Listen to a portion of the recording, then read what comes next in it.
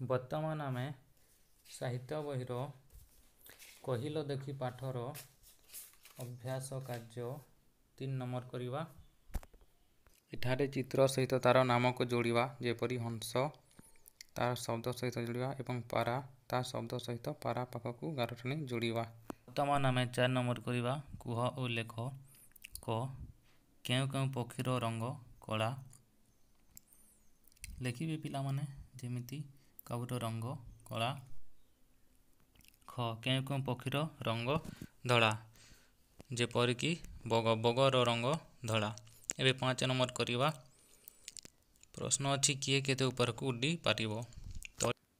ତ ଏଠି କୁକୁଡ଼ା କେତେ ଉପରକୁ ଉଡ଼ି ପାରିବ? ଯେ ଉତ୍ତର ଦେଇଛି ରାଇଟ୍ ଚିହ୍ନ ଦେବାକୁ।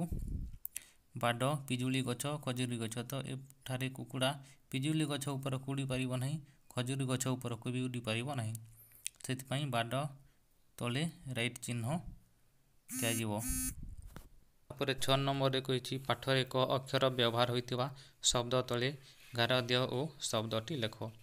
ତ ପାଠରେ ଥିବା କ ଅକ୍ଷର ତଳେ ଗାର ଦେବେ ଓ ଶବ୍ଦଟି ଲେଖିବେ, ଯେପରି କିଚିରିମି, ତାପରେ କହି, କି, ତାପରେ ଅଛି କହିବ।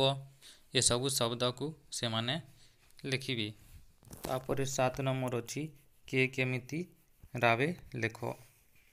କିଚିରି ମିଚିରି କିଏ ରାବେ ସେଟା ଲେଖିବେ। ଉତ୍ତର ହେବ ଚଟିଆ। କା କା କିଏ ରାବେ କାଉ। ସେମିତି ଲେଖିବେ ସେମାନେ। କୁହୁ କୁହୁ କିଏ ରାବେ କୋଇଲି। ଘୁମୁ ଘୁମୁ କିଏ ରାବେ ପାରା।